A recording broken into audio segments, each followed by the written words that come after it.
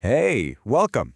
Today we're diving into a word you use all the time, probably without even thinking about it. But what if I told you this one little word is so powerful, it's considered one of the 850 most essential words for speaking English? Yeah, that's right. We're going to explore the hidden power of the word make. So let's really get into this. Think about it for a second. How much work can one simple word actually do? Can a tiny, everyday word be a total powerhouse of meaning, a real building block for, communicating? Well, the answer is a huge, emphatic yes. And the word that shows us this perfectly is make. Yep, that four-letter word. We're going to spend our whole time together today just on this one seemingly simple word, and I'm telling you, you're going to see it in a completely new light by the time we're done. All right, first up, a word you use daily. Let's just start with how incredibly common this word is. This isn't some fancy, obscure word you need a dictionary for, right? It's a core piece of your vocabulary, whether you even notice it or not. So the pronunciation is pretty straightforward. Make. You might hear tiny little differences between, say, US and UK English, but it's one of those words that's instantly understood everywhere. But its influence? Oh, it goes way beyond just being common. Okay, so just how common are we talking? Well, get this. Make is one of the top 1,000 most used headwords in the entire English language. That puts it in some pretty elite company, for sure.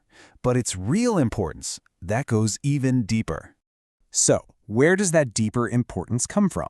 It's all about its special role in something called basic English. This, right here, is where we get to the real heart of why make is such a linguistic superstar. So, what on earth is basic English? Well, it's basically a super simplified version of English, boiled down to just 850 essential words. The whole idea was to create a way for people from anywhere to communicate clearly. And make was considered so fundamental, so absolutely crucial, that it made the list without a doubt. It's a total A-lister in this system.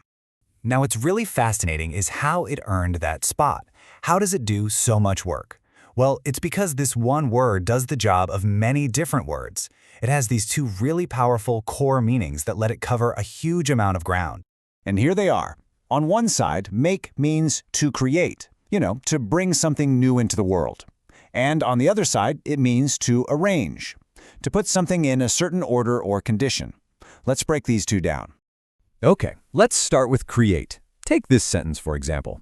He made pancakes. Simple, right? But he's literally creating something new out of a bunch of ingredients. It's all about production, about making something exist where it didn't exist before.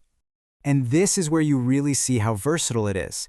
When we use make like this, we could just as easily be saying create, or invent, or cook, or even write or draft a document. It's like this amazing shorthand for a whole bunch of creative actions. And if you look at the opposite, it makes it even clearer. The antonyms are words like destroy, erase, basically actions of uncreating something. So this side of make is purely about bringing something new into the world. Okay, now let's switch gears to that second meaning, to arrange. A perfect example is, Felix makes his bed every morning. See, Felix isn't building a bed from scratch, right? He's taking something that already exists, his bed, and just putting it into a neat and tidy state. So here, the synonyms are all about imposing order. Words like tend or arrange. I love the analogy of tidying a bookshelf. You aren't creating the books, but you are making it neat. You're creating a state of order. And again, the opposites really drive this home. You mess up your bed, or you could even say you unmake it. You don't destroy it. So in this sense, to make something is really about bringing order out of chaos. Okay, so we've got these two big core meanings, create and arrange. But believe it or not, the power of make doesn't stop there. Now, let's look at how it actually works in action, how it changes and teams up with other words to create even more meaning.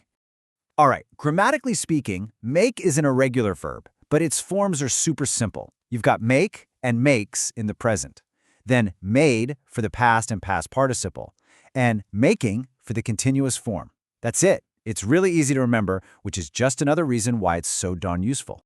And this is where its power really explodes. Make is a total team player. It loves to combine with little words to create phrasal verbs with completely new meanings. Think about it. You make for a place. You try to make out a shape in the fog. You make over a room, or you make up a story. It's just an incredible linguistic Lego block. Okay, so let's zoom out for a second and think about the big picture here. Yeah, we've just done a deep dive on one single word, but the takeaway is so much bigger than that. What's the big idea? It's that the real power in a language often isn't in the big, complicated words. It's in the short, simple, versatile ones. Words like make are the absolute foundation. They're the flexible, reliable tools we use to build our ideas and share them with everyone else. And that kind of leaves us with one final question to chew on, right? If one little word like make has all this depth, what other simple words are out there just hiding in plain sight, doing all the heavy lifting in our conversations every single day? It's definitely something to think about the next time you make a cup of coffee. Thanks for tuning in.